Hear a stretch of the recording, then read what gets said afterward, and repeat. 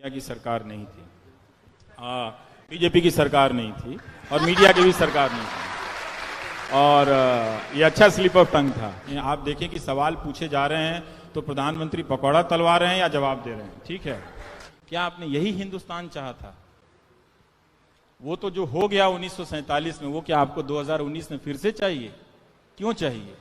अगर ऐसा भारत, अगर ऐसा मीडिया आपको चाहिए, आपको मुबारक।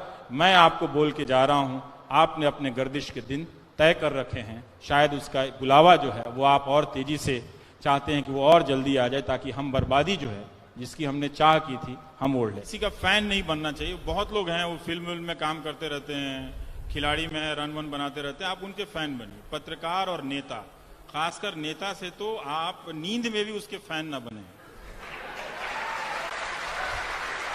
वरना पहले के नेता जेब काटते थे, अब के नेता गर्दन उड़ा ले जाते हैं। तो गर्दन से मेरा मतलब आपके सोचने समझने की शक्ति समाप्त कर देते हैं।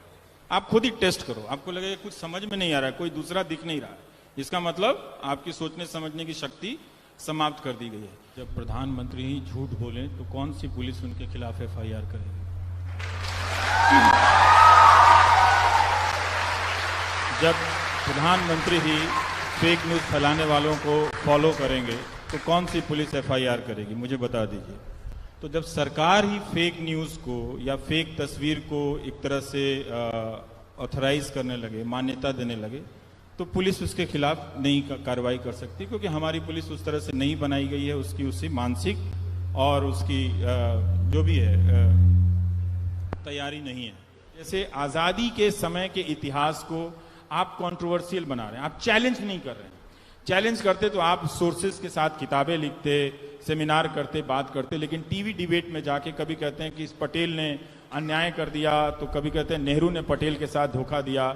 ऐसा लग रहा था कि जवाहरलाल नेहरू गांधी जी के साथ मिलकर अंग्रेजों से नहीं, पटेल और बोस से लड़ रहे थे। हाँ, और इन लोगों के खिलाफ, क्योंकि पटेल और बोस को सेटल करने के लिए 10 साल जेल में रहे, नेहरू को और कोई काम नहीं था।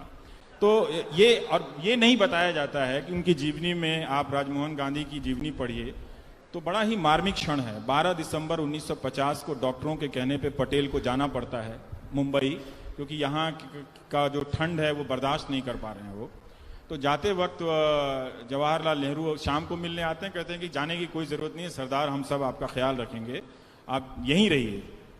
लेकिन सुबह उनसे NV गाडगिल मिलने आते हैं और वो कहते हैं कि मुझसे एक वादा करो, मैं अब ज़्यादा दिन जिंदा नहीं रहने वाला हूँ। तो NV गाडगिल कहते हैं कि हाँ कहिए, मैं वादा करता हूँ। तो सरदार पटेल गाडगिल साहब का हाथ अपने हाथ में लेकर कहते हैं कि हिंदी में तो मैंने यही पढ़ा था कि मेरे बाद जवाहर अकेला हो जाएगा, तुम उसका साथ मत छोड़ना। और जो अंग्रेजी में लिखा हुआ है कि उसमें ये लिखा है राजमोहन गांधी ने कि पंडित जी के साथ तुम्हारी जो भी डिफरेंसेस हों, तुम उनको छोड़ना मत। लोकतंत्र में सूचना और समझ का बड़ा रोल है। अगर ये चीज नहीं है आपके पास तो आप एक गुलाम से भी बदतर हैं। अगर सूचना पहुंचने के माध्यम फेक हो जाएं और सूचनाओं को ही फेक कर दिया जाए तो फिर आप एक नागरिक के रूप में परफॉर्म नहीं कर सकते हैं। मुझे नहीं लगता कि 150 साल की आजादी की लड़ाई हमने इसलिए लड़ी थी कि हम अपनी स्थिति समझ और सूचना के स्तर पर गुलाम वाली बना लेंगे। तो सावधान रहिएगा, ये हंसने या मजाक करने की चीज नहीं है। ये किसी सरकार के आने और जाने से नहीं है, ये किसी के बड़े स्केल पे करने या किसी के छोटे स्केल पे करने की चीज नहीं है। ये जो आपने अपनी आजादी हासिल की थी कि तरह तरह के तर्कों और संदर्भों से आप सोचेंगे, उसको समाप्त करके एक सुरंग में आपको ठेलने की कोशिश है।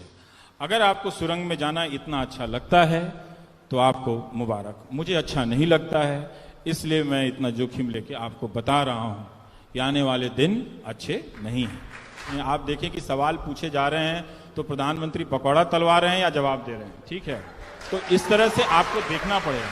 तो नागरिक होना बहुत मेहनत की चीज है। मैं बार बार कहता हूं कि IIT के इम्तिहान की तैयारी के लिए जितनी आप मेहनत करते हैं उससे कहीं ज्यादा मेहनत करने की जरूरत है। खुद भी सोचिए कि क्या आप इन नफरत की बातों से, फेक न्यूज की बातों के हटा के, क्या आप किसी नेता को पसंद नहीं कर सकते हैं? आप इतने कमजोर कब हो गए, है ना? तो एक बात ये सोचिए। दूसरी बात, पूरी तरह से सहमत हूं और ये करना चाहिए, आपको करना है।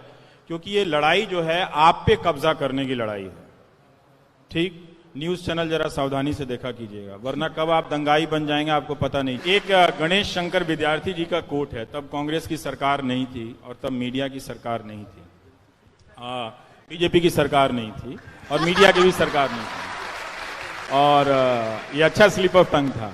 लेकिन देखिएगा कि लोकतंत्र इतिहास में कई बार खतरे में पड़ा है और कई बार उभर कर भी आया है। तो और मीडिया किस तरह का खेल करता है कि पहला एडिटोरियल है उनका प्रताप साहब का, प्रताप अखबार में जो कानपुर से निकला था, गणेश शंकर विद्यार्थी का, वो लिख रहे हैं, वैसे अभी यहां पूरा अंधकार नहीं हुआ है किंतु लक्षण वैसे ही दिखते हैं। ये 1913 है। इसके बाद यहां के समाचार पत्र भी मशीन के समान हो जाएंगे और उनमें काम करने वाले पत्रकार मशीन के पुर्जे। इसके फलस्वरूप ना व्यक्तित्व रहेगा और ना ही सत्य असत्य का अंतर। कितने महान व्यक्ति थे। अन्याय के विरुद्ध डर जाने और अन्याय के विरुद्ध लड़ जाने और न्याय के लिए आफतों के बुलाने की चाह नहीं रहेगी। आप इतने कमजोर हो जाएंगे। जैसे आप पूछते हैं ना, आप इतना कैसे बोल लेते हो, ये सवाल ही आपको बताता है कि आप एक नागरिक के रूप में समाप्त हो चुके हैं। सरकारों ने आपको डराकर समाप्त कर दिया है। तो ऐसा सवाल कभी किसी से मत पूछिएगा। ये कहिएगा